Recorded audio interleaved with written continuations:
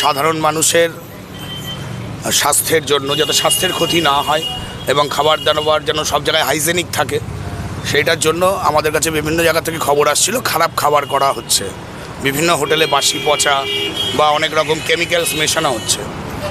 সেই জন্যে আমরা বনগাঁ জেলা কালচারাল সেলের পক্ষ থেকে একটা ডেপুটেশন জমা দিই 19 তারিখে চেয়ারম্যানের কাছে পৌরসভায় পৌরপিতার কাছে একটা ডেপুটেশন জমা দিই যে হোটেলগুলোকে চেক করে দেখা হোক যে সব জায়গার খাবার দাবার ঠিকঠাক আছে কিনা।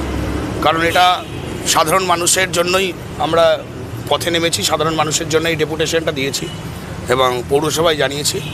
আজকে সেই জন্যেই এটা করা হলো বা পৌরসভা থেকে এটা করলো। প্রশাসনিক তরফ থেকে বা পৌরসভা দুজনা মিলেই বিভিন্ন হোটেলে গেছে এবং সেখানে অনেক কিছু জিনিস পেয়েছে যেগুলো বাসি বা খাবার বা এক্সপায়ার জিনিস, সেগুলোকে বাজেয়াপ্ত করেছে। কিছু হোটেলের নাম ছিল এবং প্রায় এরকমও বলা ছিল যে প্রায় হোটেলেই এরকম খাবার দাবার হতে পারে বা হচ্ছে, যেটা বিগত দিনেও বনগাঁবাসী দেখেছে যে এরকম অনেক পচা বাসি খাবার পাওয়া গেছে। তো এরকমভাবেই বলেছিলাম সব হোটেলগুলোকে চেক করা হোক এবং হাইজেনিক করা হোক, যাতে বনগাঁবাসীর বা জনসাধারণের কোনো ক্ষতি না হয়। না, আমরা এইভাবে কোনো নির্দিষ্ট বলিনি যে এইগুলোই, আমরা সব হোটেলেই চেক করতে বলেছি।